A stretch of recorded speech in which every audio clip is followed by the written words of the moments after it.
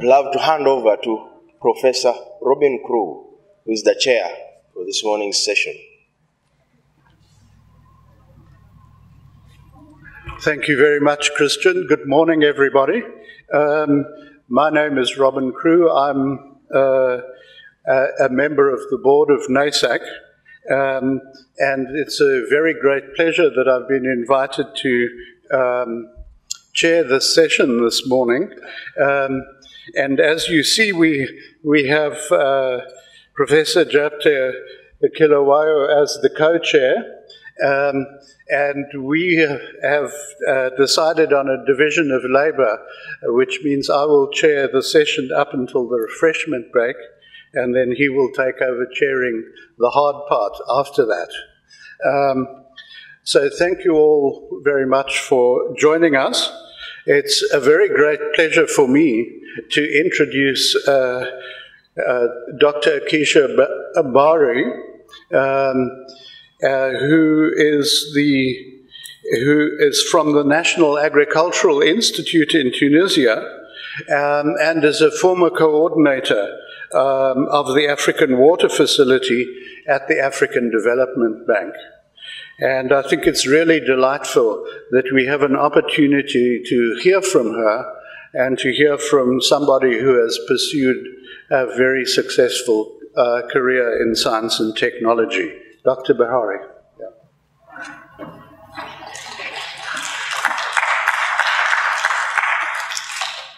Thank you, Chair, and good morning, ladies and gentlemen.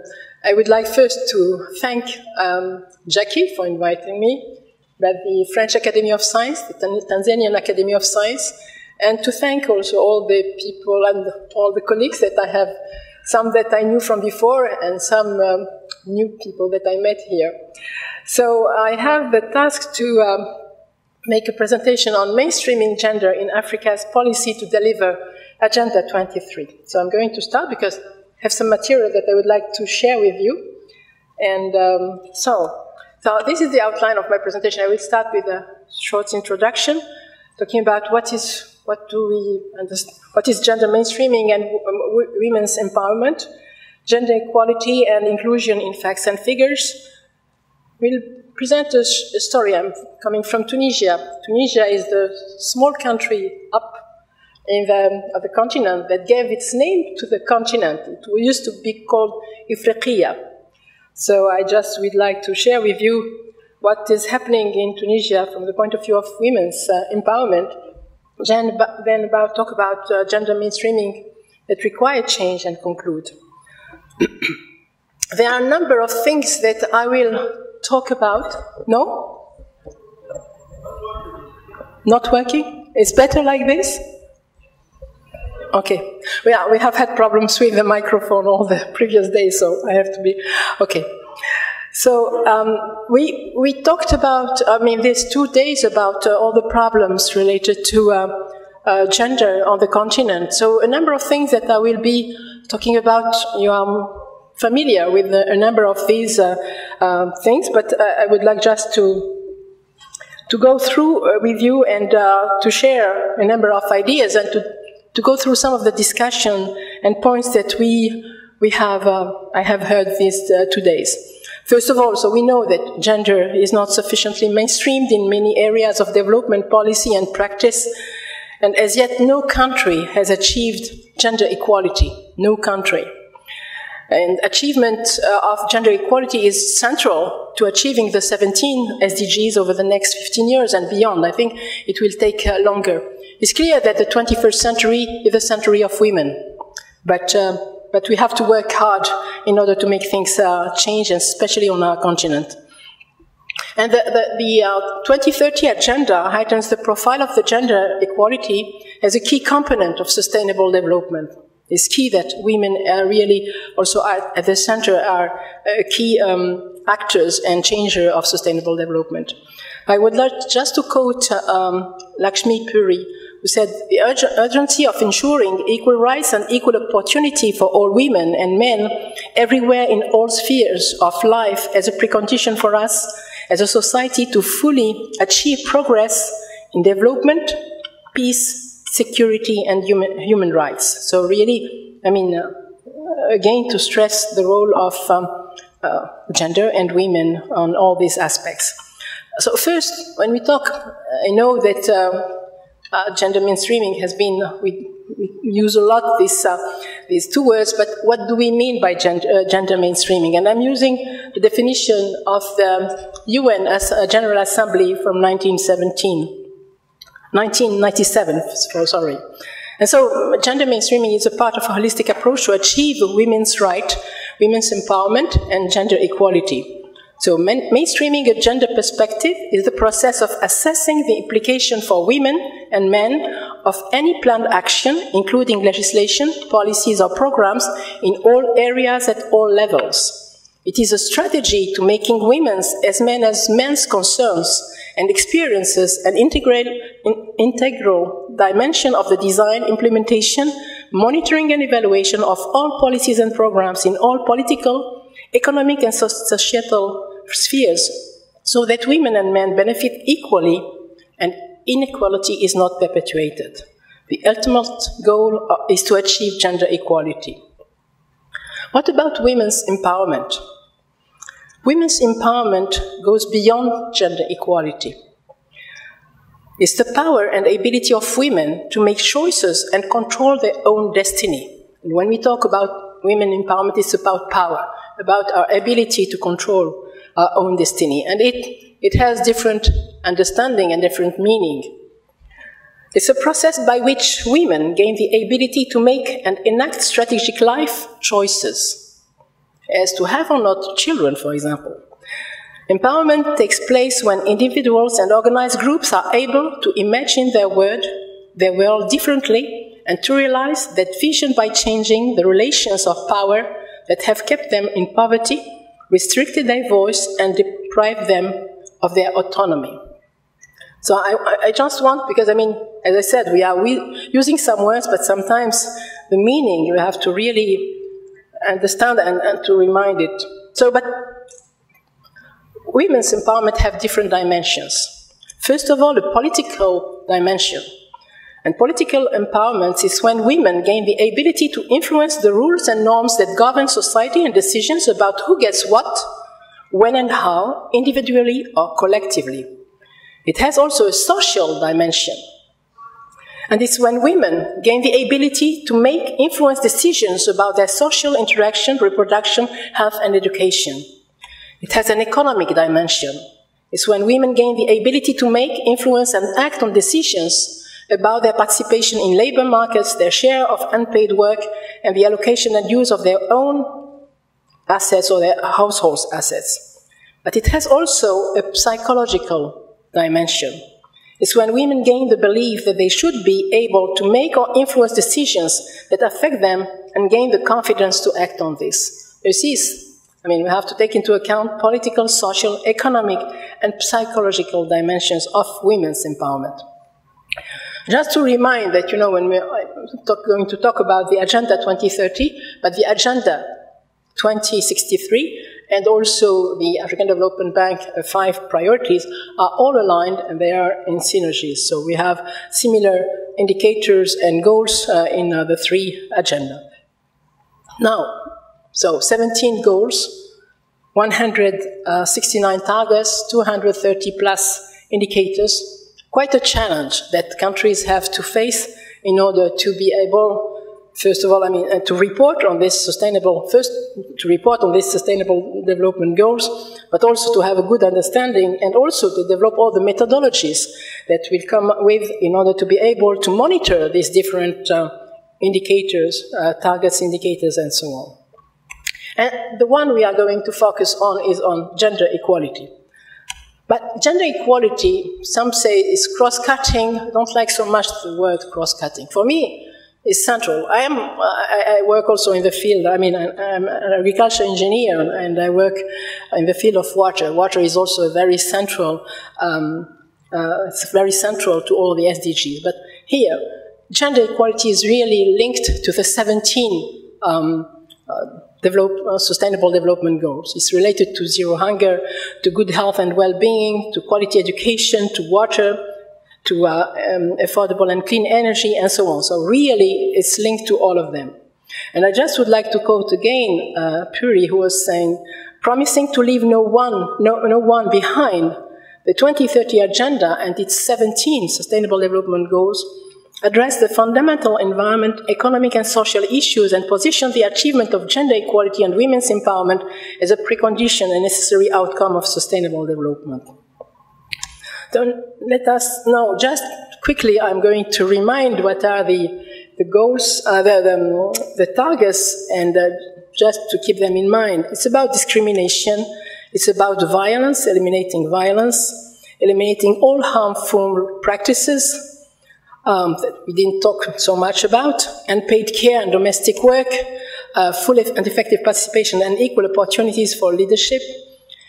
This is just a map showing, as I said, we didn't talk so much about female genital mutilation in Africa, but it's really striking. It's very important. When you see how many countries are concerned by this and the number of, we have also figures about, it's really something. And I think unless we stop these kinds of things, we'll not be able to really make a change on our continent. It's one of the things that we should really address. For me, it's something very important. As an African woman, I cannot accept these kinds of things. There are other things that we should not accept. I think we have to really work on this.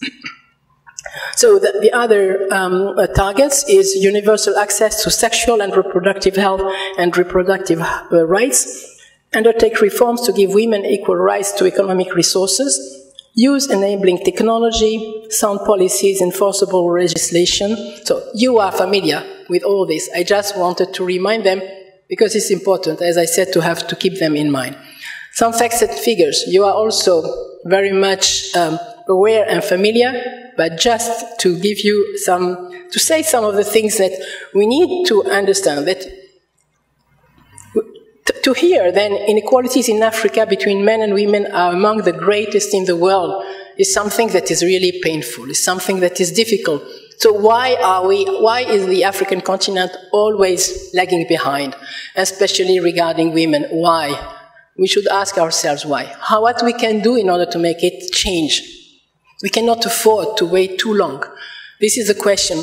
When I was hearing the presentation about the demographic dividend, saying that some of the changes happen elsewhere in 1 or 2 decades, and it will take maybe 80 years on the continent to reduce, for example, the number of child or children per woman on the continent, is why? Why is it? We have to really work on these kinds of things. So, and to know, for example, that African women achieve only 87% of the human development outcomes of men. So we are still really down the ladder. African women and girls are among the world's poorest. Why? Why can't we change this? And when the highest rates of illiteracy, this is not acceptable. We cannot leave half of the population of the continent in this stage. There is low participation in the formal, because most of the economy of the African continent is informal. This has to change. And there is discrimination against female entrepreneurs, workers and managers that negatively affects their productivity and results in large disparities in income between women and men. So African women hold 66% of all the jobs in the non-agricultural informal sector and only make 70 cents for each dollar made by men. And only between 7 and to 30% of all private firms have a female manager. I was listening to at the World Economic Forum, Alibaba, the CEO of Alibaba, and he was saying how much, he has a number of women among his staff, and it has made a huge change, a huge difference. I invite you to listen to him, because I found it amazing to listen to how much he has achieved, but also about the role of women in his, company. So, and an important thing, that the gender gap costs to sub-Saharan Africa, $95 billion a year, because women have a lower participation in the paid labor force. $95 billion. So can you imagine how much the continent that needs resources is not because of not the participation of women to the economic activity, how it is affecting, the overall economy of the continent. Just to show the female labor force, there is change, there is progress, but it's far from being enough. And when we see, for example, the second graph, how, I don't know if I cannot choose there. There is still a difference and a gap of about 10% between men and women, in the labor force participation. It is changing, it's going to change, it's going to increase, but again, not enough. We have to do more. So we know that women are involved a lot in the agriculture sector. It's about, their contribution is 50 to 70% or more of the agricultural labor in many African countries. They dominate subsistence, rain-fed agriculture, which put them more at risk of a changing and variable climate. They have restricted access to resources, need to secure and manage scarce water, such as land, agriculture inputs, finance, and credit. And this has also to change. We have to be able to provide more access to all this, and especially to credit. And to work on the national policies, the acts and regulations that exclude women from benefiting equally from water, land resource, and access to other vital inputs. And so it results in the productivity of women being 30% less than men's. Regarding education, and education is really central. We have been talking about education, governance, and so on. But I had a Swedish friend who was asking me several years ago, what we need to change? I said, education, education, education. If you educate women, then you can change the governance of the country. You can change everything. But if you don't have the education, then no access to credits, no access to anything. Education will make the difference. So I think when you educate a person, then it will change the whole thing. So this is, for me, central and crucial. So it is still a challenge, and with the highest out-of-school children rate in the world again, accounting for half of the 59 million primary school-aged children out of school in 2010. So there is an improvement, as I said, in universal primary enrollment. Nearly half of African countries have achieved gender parity in primary school, but it is not enough. 5 years of schooling is for some African girls the most education they can expect. In the past decade, the enrollment rate of girls at all ages has been catching up with that of boys, but the gender gap persists. 24% of the girls are out of school, 24% compared to boys.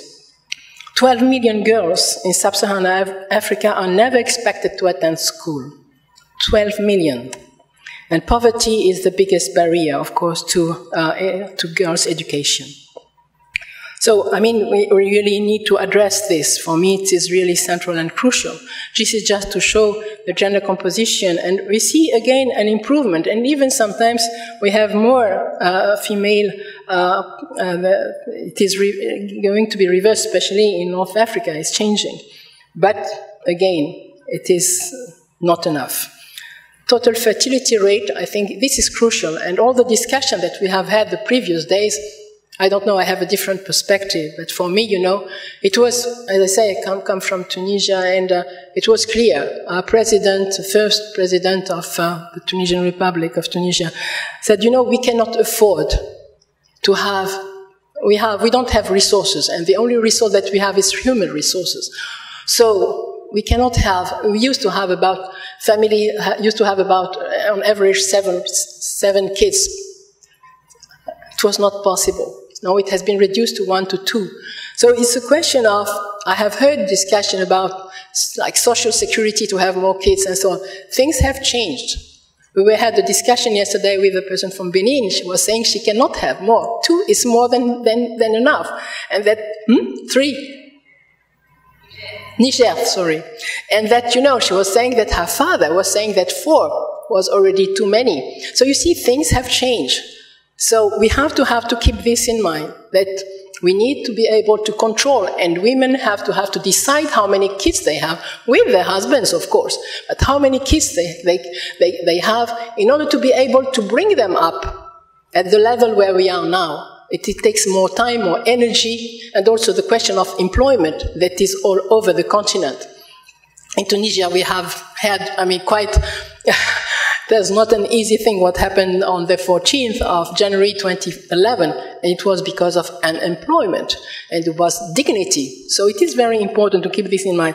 So you see Sub-Saharan Africa still lagging behind. Number of and Sub-Saharan, number of kids compared to the world. It's not a question that we want everybody to be on the same level, but it's a question of how much we afford. It's an economic question. But we have to address it, to address the cultural aspects as well. From the point of view of water, as I said, I've been working on water most of all my career, so I cannot not address the water. And we know how much time women spend going to fetch water. So 71% of the water collection burden and produce 90% of all food, because water and food is closely related. And they are involved in all water-related activities: water conservation, water storage, domestic cleaning, and so on. But what is interesting that there was a research looking at when women were involved in the management, projects were more sustainable. It's also something to keep in mind. And this CEO from Alibaba, he had this in mind. He knew that having more women in his company is going to lead to much bigger benefit to his company. You see here, women, they are too busy to discuss water, of course. This is what happened. And this is true. I have been working in the fields with farmers. Women were like slaves working in the fields. When I need any information related to fertilizers and water, I had to see the women, the men who were sitting. They had the hanout, a place where they were playing or having coffee or something in the evening. I could go and get all my information from them. Women had not the information. They were too busy working in the field or carrying water or whatever. So, this is about human resources shortages, but I'm going to skip this. So there are regional also disparities that I just quickly would like to address, because I know that I don't have so much time. That, the number of years of schooling, and there are quite big differences between the regions. And it is in East Africa that is not doing very well. 4.8 years of schooling for the girls, So when you compare to Sub-Saharan Africa average, that is about 9.7. So you see the gap. Also Central Africa that was doing very well compared to North Africa or South Africa. And West Africa is in between. So efforts to be done on these aspects. Also, that the men earn on average 3.6 times more than their female in North Africa, 1.6 times more in West Africa, and 1.63 times more in South Africa. So you see the gap in the wages. And number of seats in parliament, because if you want to see changes, you have to be on the political stage, in the political, involved in politics and in different aspects. So, same, very few. North Africa, 22%, 14% in West Africa, 19% Central Africa, 28% East Africa, 25% in South Africa. Rwanda is the country that is doing the best, highest number of women in parliament, 64, that is 61%. So you see also this is from the point of view of Gender Development Index, and you see all Africa, North Africa, Southern. So it is mixing, the health aspects, education, a contribution to parliament, to the political activities, and we see a number of differences between men and women in the regions. And Southern Africa has the highest female-to-male ratio. Another point I think that is very important, and this is about how we behave, how women, how in general the society is educating, is bringing up girls and boys, the stereotypes and the education. And this was from Le Monde, the journal Le Monde on the on the 8th of March, and just, it's a couple, and they are just saying, they are talking to their kids, and they're saying, what we want you to understand, it's not the girls that have to do the kitchen and the cleaning, and it's not the men who have to take care of the car and who like football. And the child who is asking, and why you didn't understand this, So they brought up their kids this way, but they have to change the way, the roles and activities and so on. I was with a friend of mine. He was going to buy, a gift for his daughter. He's going to buy a doll. I said, buy her a car. Buy her something else. Why a doll? So you see, it's also this way we are bringing up the way girls are dressed and things like that. Interesting thing. We went to Tinga Tinga with my colleagues on 2 days ago, and you were pointing to me. This painting, and there is a change in the mindset, in the traditional roles of women and men. And you can see here a couple coming back from the field, and it's the man who is carrying, they are coming back together from the field, and the man is carrying the kid. Also, men and women sharing domestic tasks. Same, the man in the village carrying the child on his back. Women that is driving the microbus. And same, in the house, the man who is doing, cooking, and men carrying water. So it was interesting. It was just a painting that we saw. But it was, it is in the mind, and it is something that is going to happen. So it's just to invite you that these are the things we have to work on, and we have to change. Let me give you quickly about Tunisia, the country I come from, as I said, Ifriqiya. So, in Tunisia, as I said, we have had a very open-minded president who made quite a lot of changes. I don't know if I would say it's not only him. There were other men who had started doing some work, men and women doing some work before, but he made a big change. It was Bourguiba. So we got our independence in 1956, and the constitution in 1959 was recognizing women as equal before the law. And legislation and policy have evolved in ways that promote the principle of gender equality and eliminate gender-based discrimination in relation to health, education, labor condition, and political representation. We had this, the Code of Personal Statutes was published in 1956, and it granted equal rights in marriage and divorce, abolishing polygamy. We are a Muslim country. Men used to be allowed to have four wives. It was forbidden. From 56 up to now, by law, a man cannot have more than a wife. If not, he goes to jail. It was abolishing polygamy and repudiation. Before that, a man could say 3 times, you are divorced, you are divorced, you are divorced, finished. She was divorced, now finished. Or he could put her, there were special jails for women. It was finished again. And they enacted also a minimum age for marriage. And I hear, yesterday I was discussing when we were on our way to the restaurant with a gentleman. I was talking about his projects and so on, about, educating girls in order not to get pregnant, not to be, raped and things like that. These are things, that are, it's painful. It's something that is difficult to hear. And also that get married, very, very young. So here, minimum age of marriage, and order the consent of both spouses and before marriage. It was 1956. Right to vote obtained in 1957. Access to birth control in 1962, and 1965, abortion was legalized. It was very important to be able that women can decide. It was up to 3 months. But it was even before. In the US, before France and so on, that abortion was legal. And contraception was general in rural and urban areas. And it was about almost nothing. They were giving it for free at the beginning. So it was very important in order, as I said, the president said, we cannot afford We have to reduce the number of children per family because we don't have the resources, and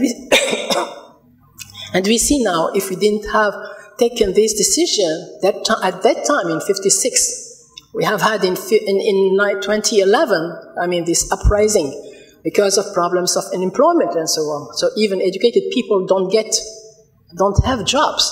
It would have been even worse. So you can see it again is more an economic question that we have to put on the table. Of course, the cultural things have to be discussed and have to be religious things, and cultural things have to be discussed and taken into account. They are also in my country. So signing up also international commitments and social policies also in health and education. So these are pictures that we used to have, you know, it was in the 60s and so on. Also, women used to wear the veil. We had the white veil, you know, all over. But a very symbolic picture is that of the president, again, Bourguiba, who just was removing the veil from the head of one of the women. Just to say it was, you know, so you see also how much the leadership is very important. And our president understood how much women were important. So it was not only Bourguiba, it was Ben Ali, and the actual one, Qaid Sebsi, who was elected thanks, I mean, it was thanks to the women. 1 million women voted for him, so he understood, you know, that he got most of the votes from women. So they are politically very important, economically, socially, and so on.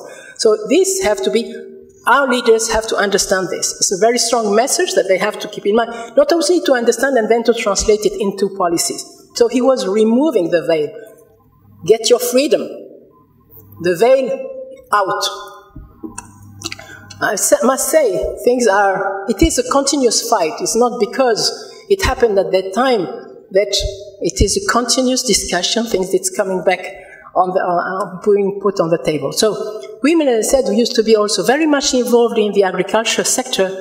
Now less, they are more in the manufacturing sector, but still in the agriculture sector. So some of the concrete gains, so access to health and education services and the labor market, maternal mortality that was halved, fertility rate that was brought from 7 to 2, some disparity between rural and urban, but it is changing also in the rural areas, 2.6 children per birth per woman. Increase of the girls' enrollment at all levels of education, primary, secondary, and tertiary. Gender gap has reversed. Now we have more women at university level than men. More women. And so it means that in leadership position, it will get, but let's look at other figures. And consistent rise of the school's life expectancy from 4.9 years in 71 and increased to 15.1 years in 2010. During the same period, the increase for men was from 11.3 to 14.3. So we have more women at the university than men. So just to show, I mean, maybe I cannot, just to show also the difference between the MENA, the Middle East and North Africa region, Tunisia is doing better from the point of view of maternal mortality, life expectancy, and so on. So there are some regional disparities we have to take, and this is one of the problems, because we cannot also separate what is happening for women from the whole development of the country. This is also something that we have to take into account.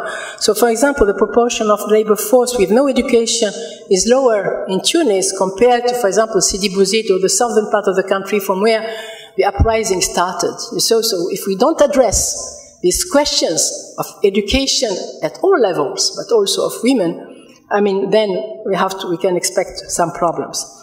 We have, of course, women increasingly in paid employment in all sectors.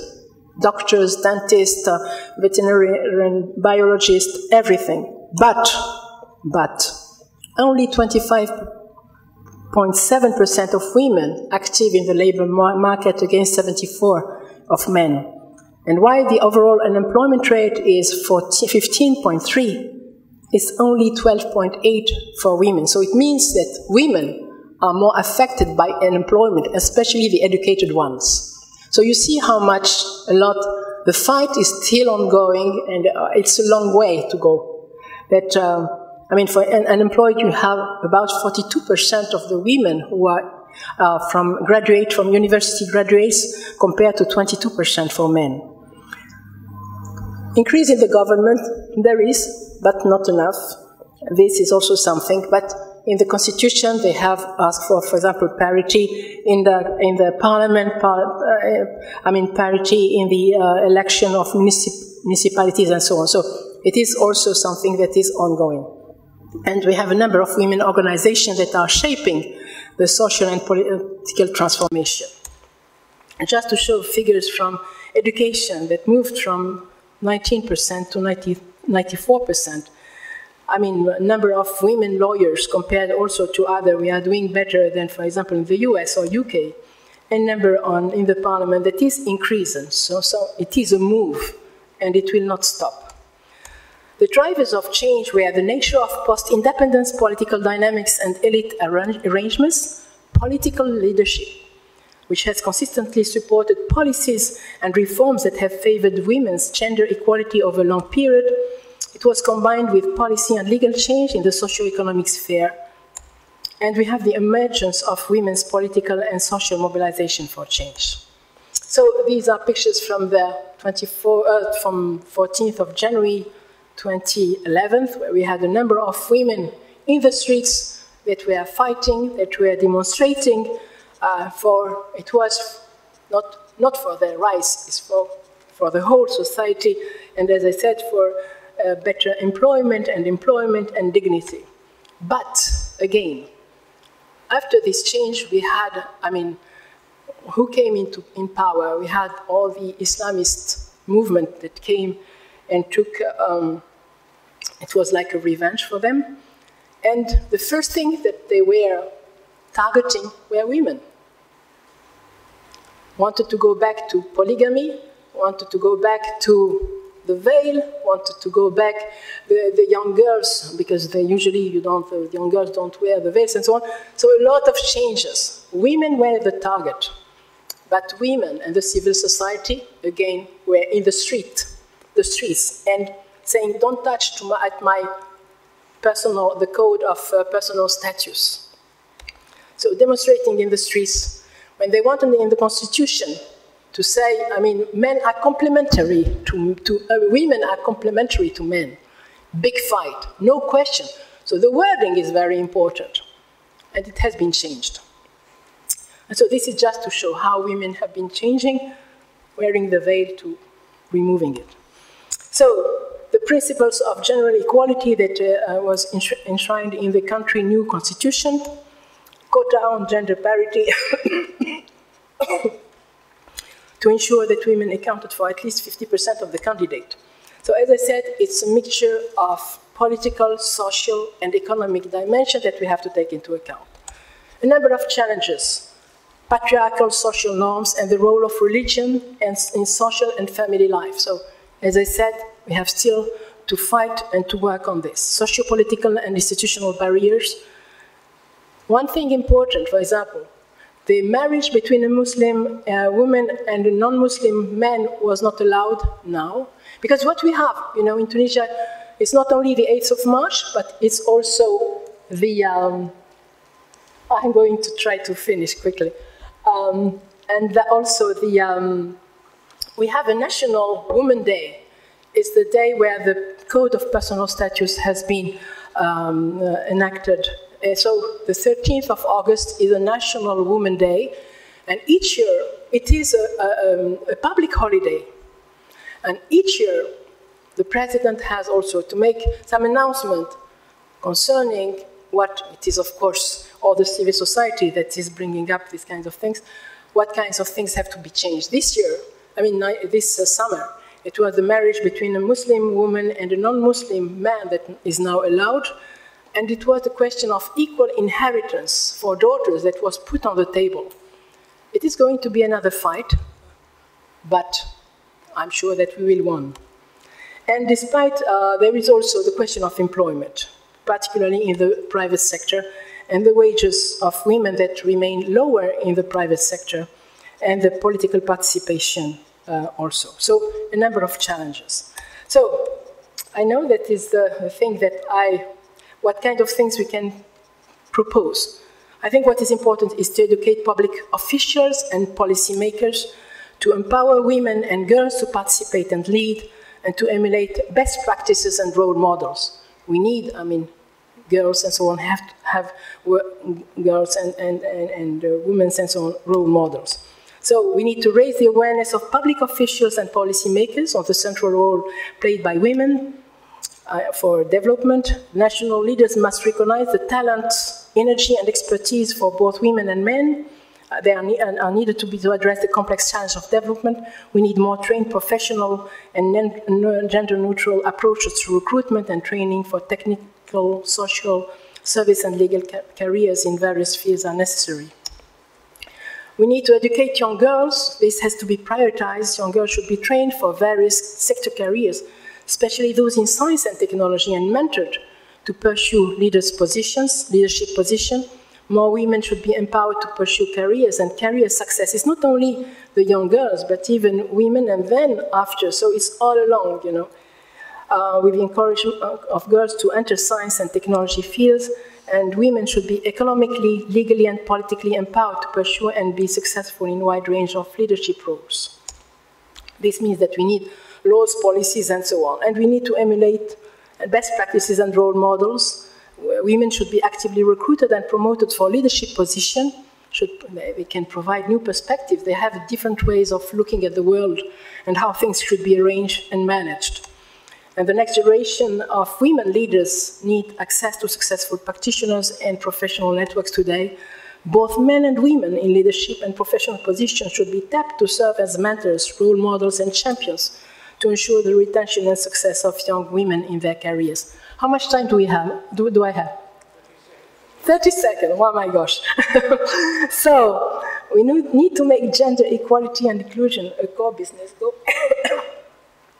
Conduct gender and inclusion analysis at all levels, adopt nothing about them without them. I found this expression very interesting. Nothing about them without them. Men are not going to take decisions for us or anything without us. Create a level playing field with respect to access to and control of resources. An agenda of action. This is not from me, but I found interesting and I want to share this with you. So, adopt effective legislative and policy reforms for women empowerment using gender equality as the organizing policy lens for all development planning and implementation. Develop capabilities and accountability to increase women's participation and leadership in decision-making at all levels of society. Address the root causes of discrimination, health, and education practices, breaking down harmful social norms and cultural barriers that impede gender equality. Support equitable access to land, financial services, equal pay, and equal employment for African women, including establishing an African Women Investment Bank and opening women investment windows in development bank. Why not also an African Agricultural Development Fund? Create more capable, socially responsible, equally representative, and agile institutions that lead to a more equitable and inclusive society. Pursue gender-responsive analysis and development monitoring, as well as more effective sharing of knowledge, tools, and experiences across countries and regions. And finally, force stronger alliances among all segments of society towards a common agenda for action to accelerate gender equality and women's empowerment. Thank you.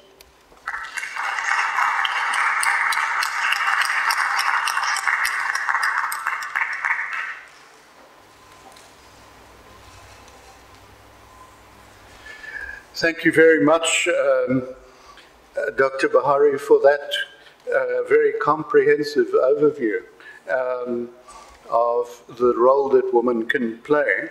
And also I think what is very significant is your conclusion about agenda for action, because I think that in a sense is what we've been talking about in the last few days. So thank you very much for that presentation. It was a really intriguing insight into what has happened in Tunisia. And please thank the speaker for her presentation. I would now like to move on to the General Rapporteur's report and ask Ms. Violet Mutunda to come and do the presentation.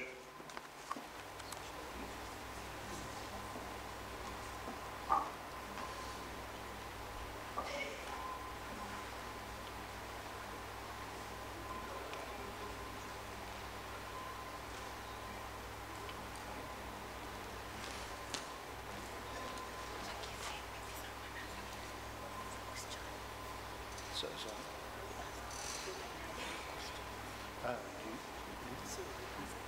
who's going to do the presentation? Is she ready? Yes. So we don't know. No. Okay.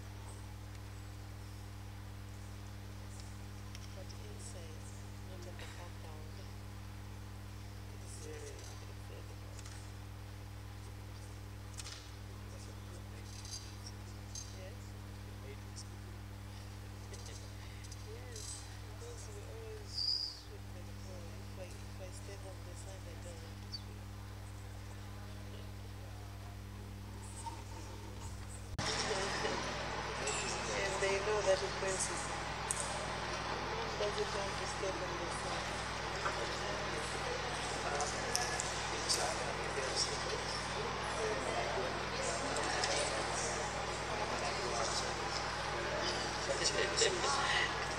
So your soul was sensitive. Yes. Every time I go there, it is.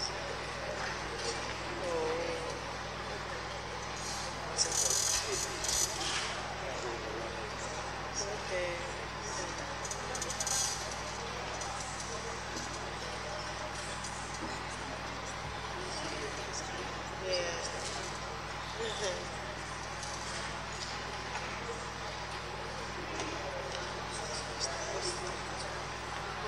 Yes? Maybe.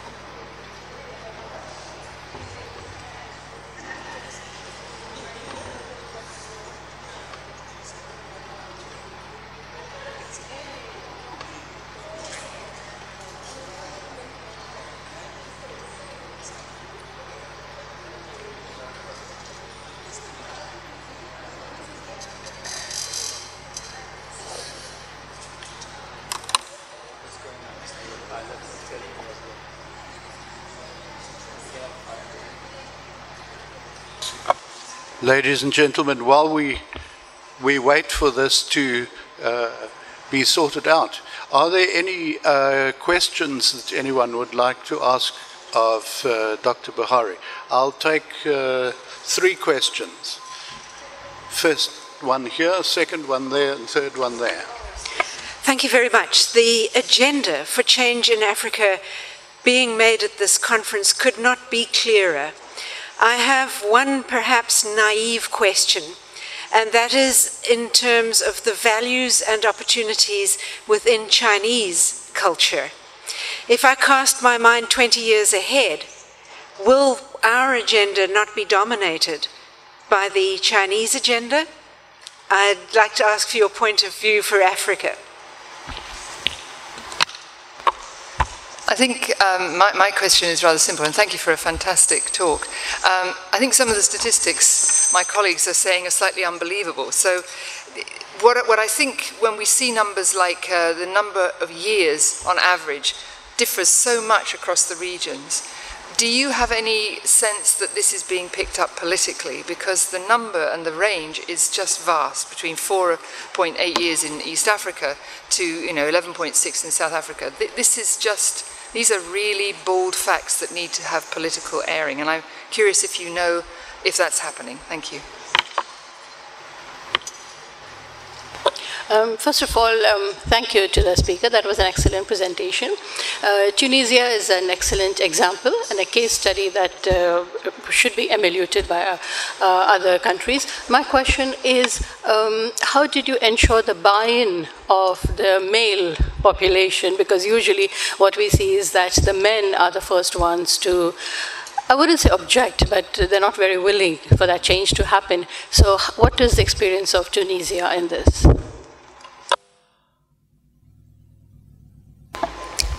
Thank you for the questions. So are you saying that China, if they had, they have also birth control and family planning also. If not, they did the same. If not, they would not be able to address. It's an economic question again. And I don't think this that would make the change. I think it's the way they have succeeded from the economic point of view that made them where they are, and not because of their number. India is in the same range of population, so it's not this that will make the small country with a small population can make a change if they are economically, if women are empowered and economically being able to address these kinds of things. So I don't think it's a question of number. Regarding schooling, these are figures that I have taken from reports, from UN reports. Is not from me, and of course, even when we say, for example, East Africa is 4.8, there is a wide range even within each region. But these are the figures, and it's not based on 1 year. But it's true that it is striking. This is why I say we really need to make a change. And within the continent, we have a wide range of situation. But these are figures. These are not my figures that are coming from UN reports. So, but of course, I agree with you that still we have a lot to do from the point of view, the methodology in order to get from this. No, it is not this. That was not my point. My point is, I accept the numbers. Are you aware of any political debates that really take those numbers into account? Because it seems to me these are shocking figures that need to be put on headlines. No, I'm not aware of. I think that each country is trying to address this and to make things, a change. But there is not a political debate at the level of the regions or level of the continent, no.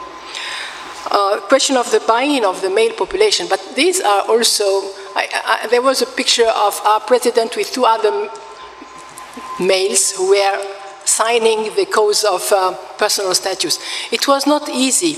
There are things that, for example, Bourguiba could not do the equal inheritance for daughters. So he had been facing some resistance, and up to now there is resistance. But and up to now we have to address this kind. As I said, the fight is ongoing and will not stop. But there was also a question of resilience. Women have understood. Anytime now there is something, they are in the street, they are fighting, they are discussing, they are putting this on the table. But it is not the buy-in of women, or of men, so it was coming also from men. They were the ones who were pushing also, because they understood there is resistance within the society, and there is, debate and discussion. But as I said, again, is the economic factor that is persuading the people. Thank you very much. Let's then move on to the General Rapporteur's report. Ms. Mutunda. Thank you very much, Chairman. My name is Violet Mundia. I'm going to go through the report of what we gathered for the last 2 days. Everything is not on the report, it's just a highlight. A comprehensive report will come to you after it is compiled. Thank you. So, the objective of the conference was to provide a platform for scientists to dialogue with and provide evidence-informed advice to policymakers on the importance of women's participation and inclusion in national frameworks that tackle the realization of sustainable development goal. That was the objective of the conference, and the theme of the conference was Women and Sustainable Development in Africa. The opening remarks, the opening ceremony was preceded by remarks by the president of the Tanzania Academy of Sciences, president, then followed by the vice president of Networks of African Academies, NASAC. We also had remarks from the Foreign Secretary to French Academy. There was a video clip presented by the president of the French Academy of Sciences, who was not able to be with us. Then the executive director of NASAC also gave us a highlight of our expectations in the conference.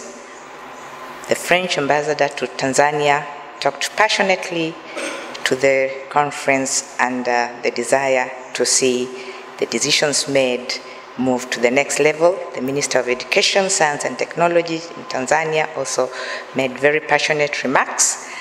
And then we had a keynote address from one of us, the participants. The topics that were presented during the conference were contribution to development by science.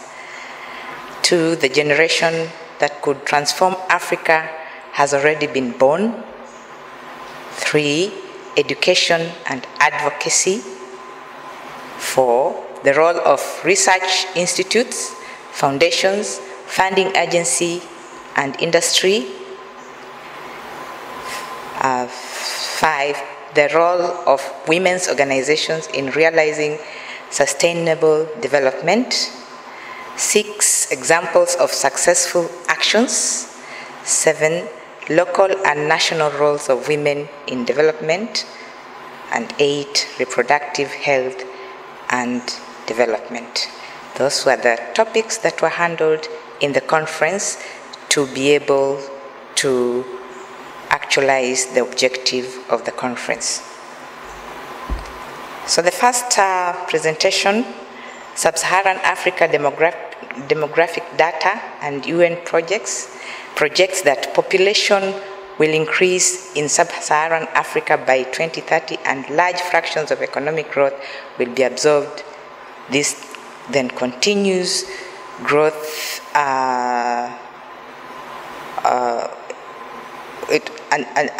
the growth in the populations continues to grow unless fertility declines, measures are taken. The next point that came out clearly was to achieve this, women should be encouraged to demand for their sexual and reproductive rights so that something is done to ensure that we are curbing fertility increase and births to be able to manage our resources and manage them adequately and give our children quality education, or our population quality education. The next topic was advocacy and education and advocacy. And we looked at education and empowerment of women in development. And the highlight in this area was women in leadership were celebrated because of their good governance, good leadership. And good governance is a prerequisite for achieving development goals. The sustainable development goals must be achieved through good governance. The next area we looked at was education and society, which indicates that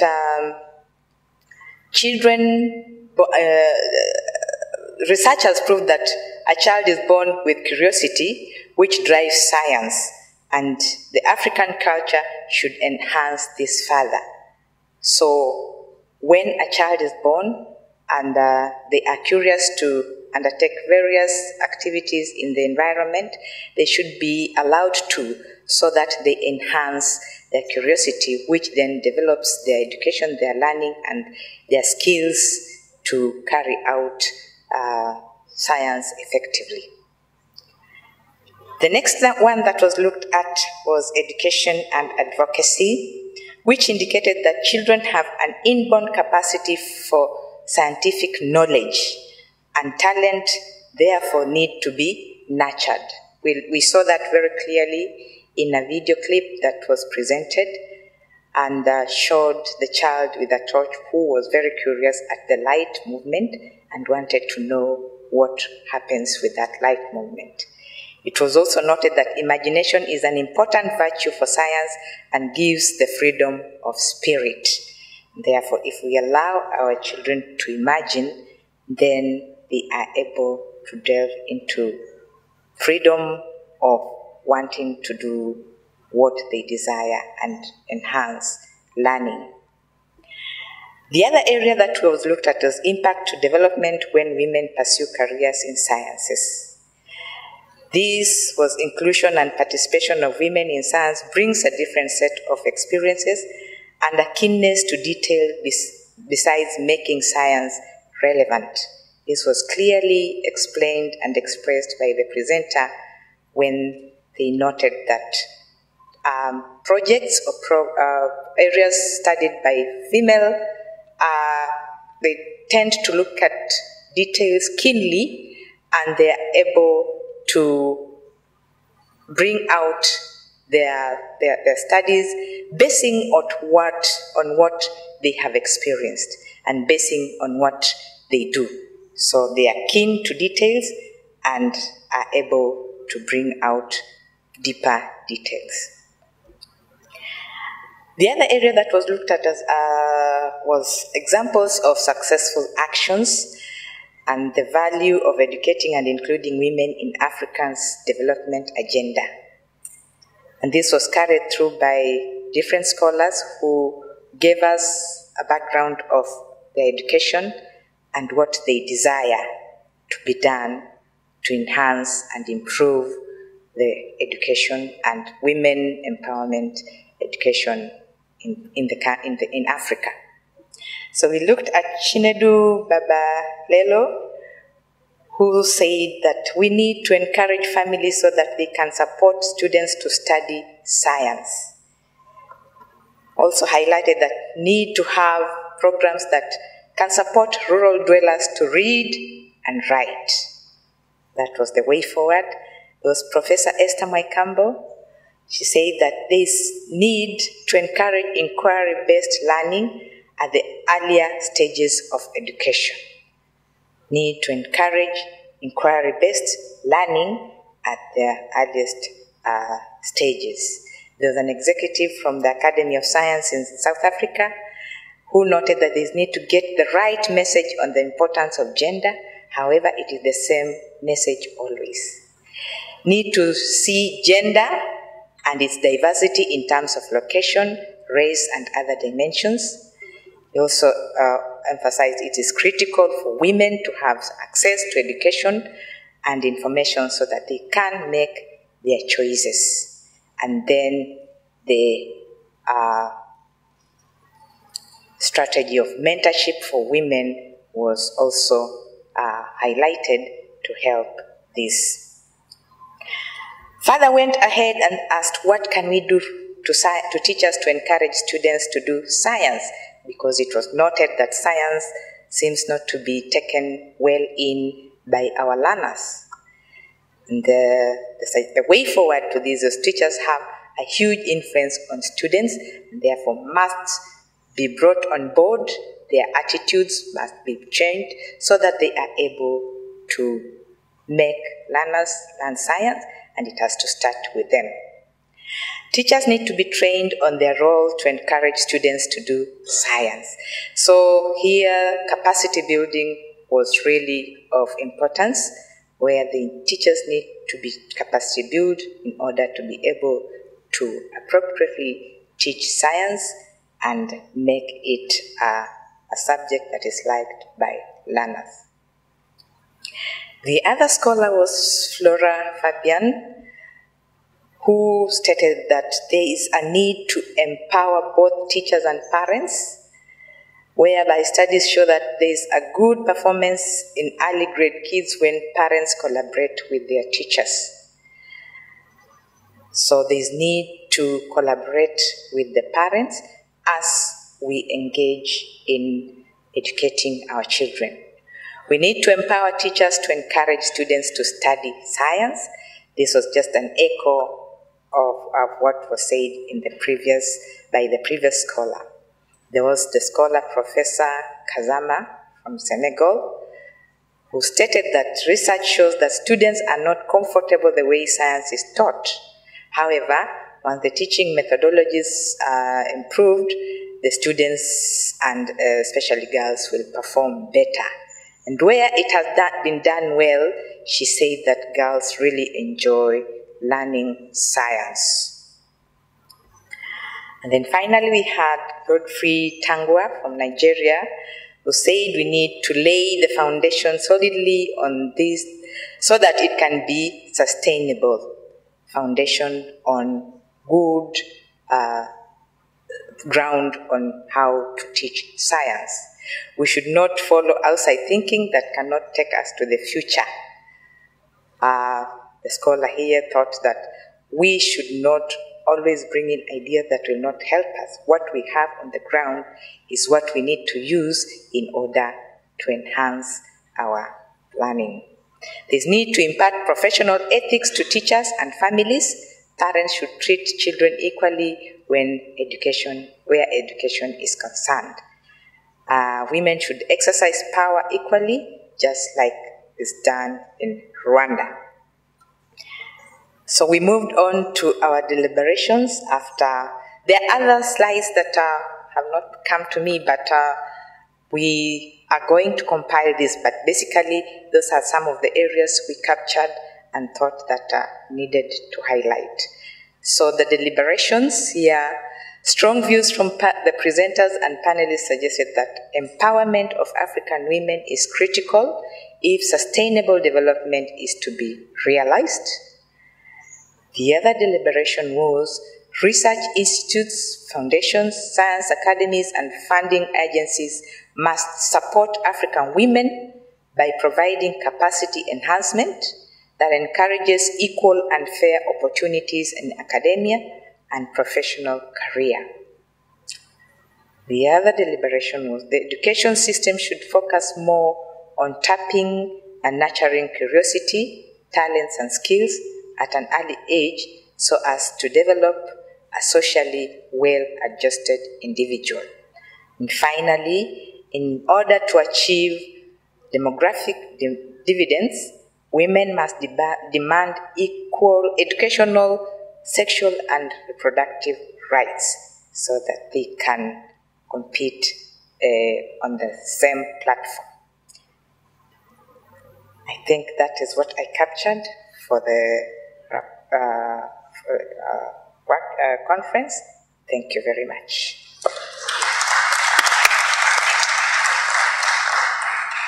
Thank you very much, Violet. We now have approximately 10 minutes for discussions before we take our refreshment break.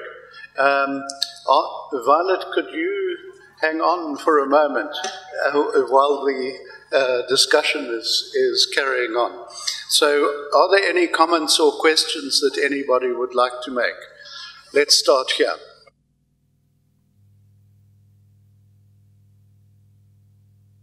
Thank you, Chairman. I would like to compliment the rapporteur for the briefing.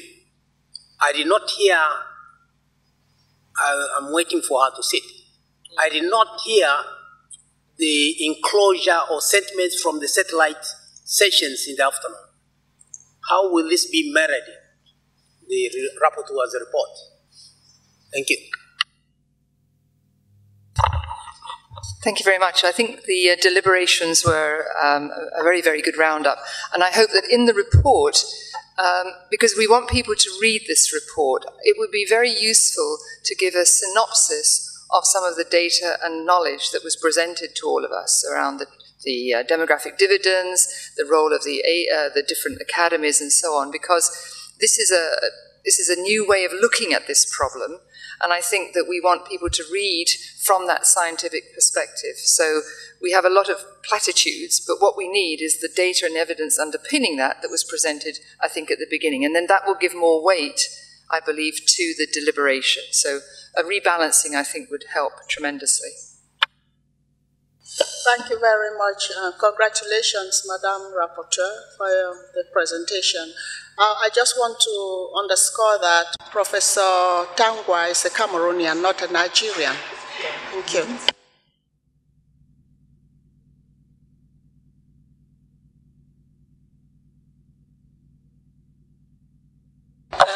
Thank you, Mr. Chair. I just would like to see that we have an action in place. I need to see that all the deliberations are put to a schedule for implementation. And I would hope that the next session that we'll have, or next year, the conference, we will see what have we done about all the work that we have done today. I wouldn't like to, after all this work and expenses that was made, it becomes just another forum or conference where no recommendation is followed and a clear action have been taken. I just want to say to our colleague from Tunis, I'm wearing a veil, but this did not affect my empowerment, did not affect my status in life. I took my destiny into my own hands. So honestly, veil have got nothing to do with how empowered we would like to be. This is a stereotyping that I would like to get out of the head of everybody. Thank you, Mr. Chair. Can I just react? Because, I mean, your veil is different from the one we used to have and the one that came later on. The one that came later on was coming from Saudi Arabia, from the Gulf countries, that had nothing to do with our culture. So when Bourguiba removed it, removed the veil, the traditional veil that we had. After what we came later was something that was imported that had nothing to do with our culture. So I'm not talking about your veil or your veil. Please, I mean, and thank you for raising this point because it's important to clarify. Thank you. Any other questions? Please go ahead. All the speakers since the first day have stressed that education is the path to go to empower women, whatever sector we're talking of. It is there in the rapport, in the report that I heard just now, but I think we have to stress on this aspect that education is the key. As somebody said, education, education, education. And that has to come out very strongly in the report. Thank you.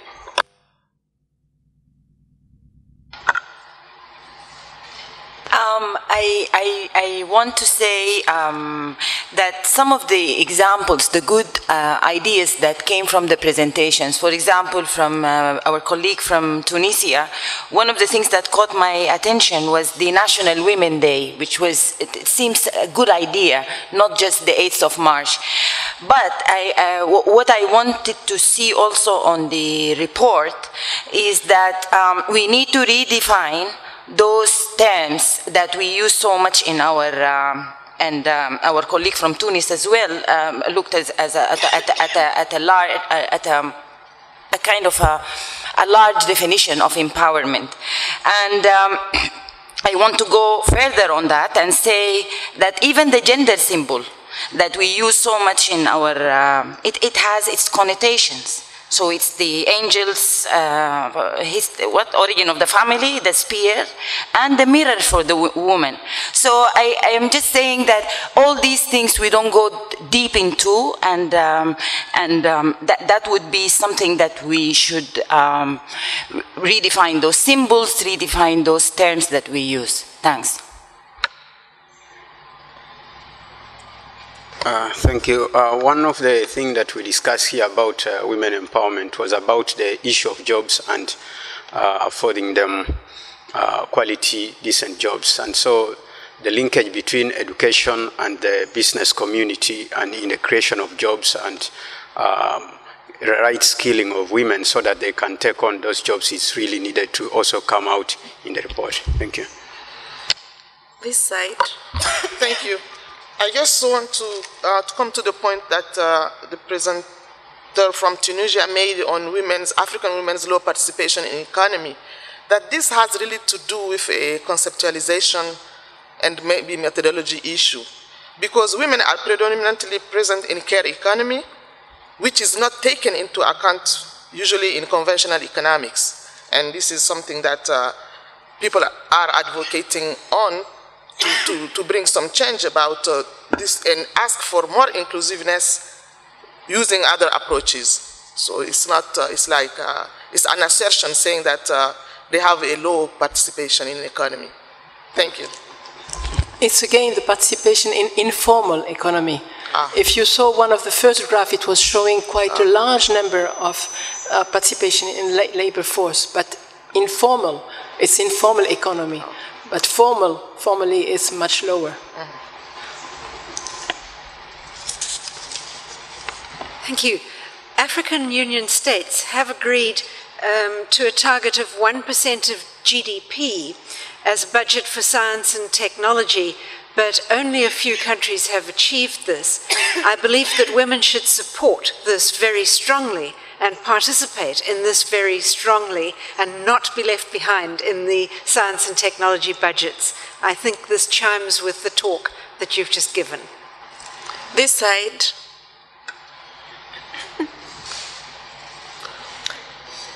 Thank you very much. My name is Pacifica Okemwa from Kenya. There is a lot of talk about education, education, education, but there's an element I want to emphasize, which is what sort of education are we talking about? It's education that is empowering, not just formal, education that empowers us to, to be in control, education that empowers us to be able to take up jobs, education that empowers us to demand for our rights. So it's an all-encompassing education. So while formal education is important, notice that it is never enough until we add education that empowers us to seek our rights. Thank you very much.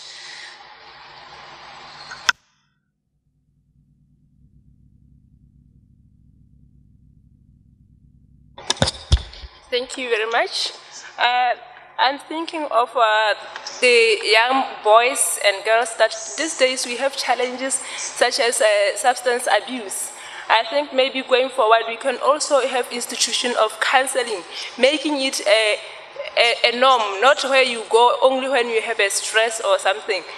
Counseling, making it come different, like as if it is a teaching at home, whatever we do in the normal way. And also, I was thinking about social protection that we didn't touch, because it is one of the challenges that most women are faced with. Most of them are in informal sector, and they don't have access to pension, they don't have access to medication and all those rights of social protection. Thank you very much.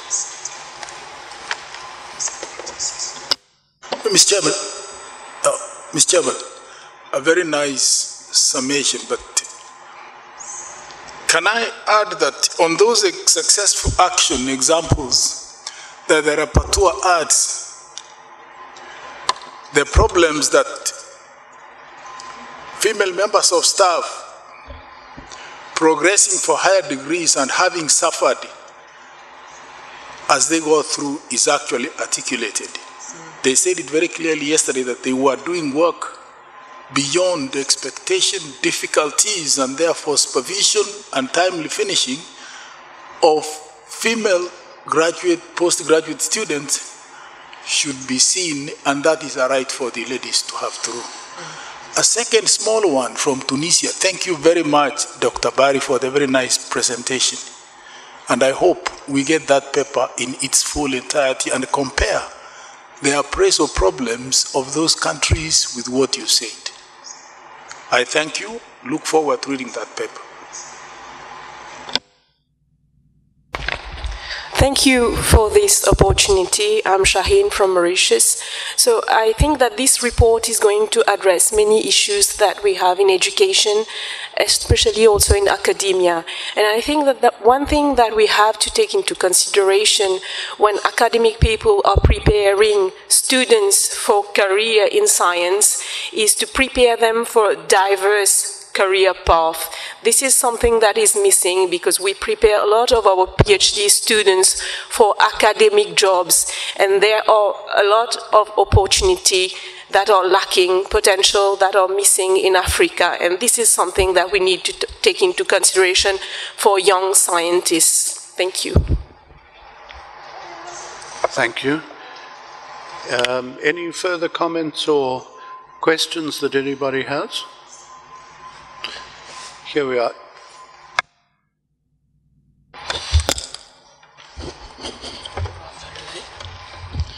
Bonjour, je suis Alexia du Bénin et j'aimerais rebondir sur la question de l'éducation des femmes à la science et dire que au-delà des problèmes que les femmes scientifiques ont dans les universités, il y a aussi des problèmes qui sont spécifiques aux jeunes filles qui veulent même entamer une série scientifique dans les collèges. Et j'aimerais que le problème soit mis un peu par tranche d'âge parce qu'il y a des critères spécifiques. Et je trouve que s'il y a plus de femmes qui ont, ne serait-ce qu'au départ, accès à une série scientifique dans les collèges, il y en aura beaucoup plus qui seront scientifiques à l'université. Merci. Thank you. We're going to take the last contribution now. Thank you. Before we break. Thank you. I just want to make this point regarding the presentation.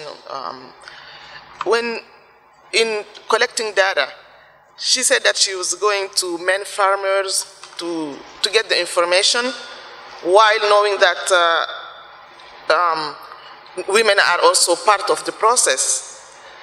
What did she do as a woman in leadership position to change the paradigm? This is just, thank you. It was at the beginning of my career. I was 24. I was just 24 years old. I was just discovering and, surprised to see that I couldn't get, women had not the information. I was shocked. They were working, but I couldn't get any information about how much fertilizer they were putting and so on. So, no, but you are right. But one thing, I was attending one meeting in Kigali about women and water and so on.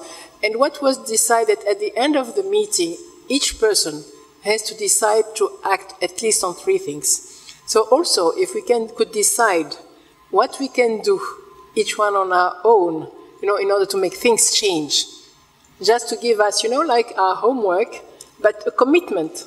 This would be something interesting. Thank you very much. Ladies and gentlemen, thank you very much for your very active participation in these sessions. We do have to break now, I'm afraid, and take our refreshment break. So what I would like to do is ask you to thank our 2 presenters this morning again for their contribution. And my colleague, Professor Jafta Kilio, will be taking the chair after the refreshment break.